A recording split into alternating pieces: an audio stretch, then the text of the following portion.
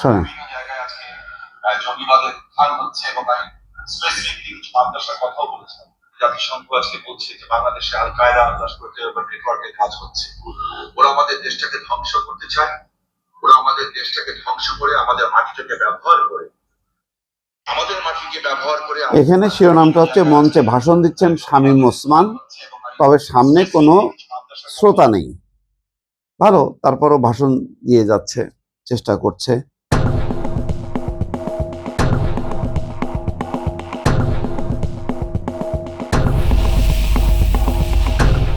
আরেকটা ক্লিপস দেখায় আপনাদেরকে, এটা হচ্ছে গুরুত্বপূর্ণ। হাসিনার ধর্মমতে যারা বিশ্বাস করে তারা কিন্তু এখনো বিশ্বাস করে যে ফিরে আসবেন এবং আবার এবং তারা তাদের বিরুদ্ধে যে সমস্ত কার্যকলাপ হয়েছে এটা তারা সুদে মূলে আদায় করবে। কিন্তু আমরা প্রতিদিন শুনছি হাসিনার ধর্মমতে যারা বিশ্বাস। হ্যাঁ, একটা আবহ তৈরি হয়েছে, এটা সত্য।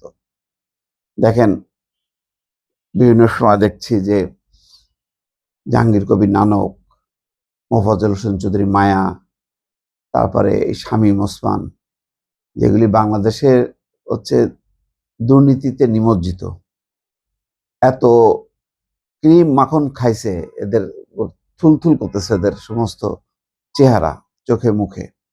এই করাপ্ট লোকগুলি এখন হঠাৎ করে সক্রিয় হয়েছে। তাদের ধারণা হয়েছে যে তারেক রহমান না সরকার চালাইতে পারতেছে না, এই 1-2 বছরের মধ্যেই পতন হবে। পতন হইলেই জামাতকে ইন্ডিয়া ক্ষমতা আসতে দেবে না, তখন হুড়মুড় করে আওয়ামী লীগকে নিয়ে ভারতীয় বিএসএফ বা বাহিনী বাংলাদেশে ঢুকে পড়বে। এত সোজা মানে সমীকরণ বা সরলীকরণ, এটা একেবারে হাস্যকর বিষয়। একটা সরকার পড়তে পড়তেও 10-15 বছর কেটে যায়। শেখ হাসিনার প্রথম 2008-এর নির্বাচনটা আমি না হয় বাদ দিলাম, সেখানে হ্যাঁ কিছু অনিয়ম হইলেও বুঝলাম সে জিতলো, যেহেতু ইমিডিয়েট পাস্ট ছিল, মানে বিএনপি তার বিরুদ্ধে জিতছে। 1-11-এ যেভাবে স্টিম রোলার চালাইছে বিএনপির বিরুদ্ধে, তো সেখানে আওয়ামী লীগেরই আসার কথা এবং তৎকালীন সামরিক শাসকদের প্রশাসনের একটা প্রচ্ছন্ন ইয়ে ছিল, সমর্থন ছিল যে বিএনপি আসলে তারা অত্যাচার করবে, নিপীড়ন করবে, প্রতিশোধ নেবে, সুতরাং আওয়ামী লীগ আসতেছে। ওই নির্বাচনটা যদি ধরিও সঠিক, তারপরে আর কোনো নির্বাচন 14, 18, তারপরে হচ্ছে 24, এগুলি কোনো নির্বাচন, এই টোটাল 15টা বছরে কোনো জনসমর্থন ছিল? তারপরেও দেখেন একটা এই সরকার পড়তে পড়তে একটা গণঅভ্যুত্থান করা লাগছে। হ্যাঁ, যদিও শেখ হাসিনা খুব টাইট, তার প্রশাসন, পুলিশ টুলিশ সব এমনভাবে পরিকল্পিত ছিল যে এইটা সরানো খুব মুশকিল, কিন্তু তারপরেও অত সোজা না বিষয়টা। যেভাবে আমি একেবারে দৃঢ়তার সাথে বিশ্বাস করি আওয়ামী লীগ রাজনীতিতে ফিরবে, আজকে হোক, কালকে হোক, 5 বছর পরে হোক, 10 বছর পরে হোক, মাইনাস শেখ হাসিনা। শেখ হাসিনাকে বাদ দিয়েই আওয়ামী লীগকে চিন্তা করতে হবে। বারবার আমি বলি, শেখ হাসিনা আগামী 2 থেকে 3 বছরের মধ্যে তার শারীরিক পরিস্থিতি যে হবে, এখনই তো তার কথাবার্তার মধ্যে একটা সাইকো ভাব ফুটে ওঠে। উনি নাই বাংলাদেশে।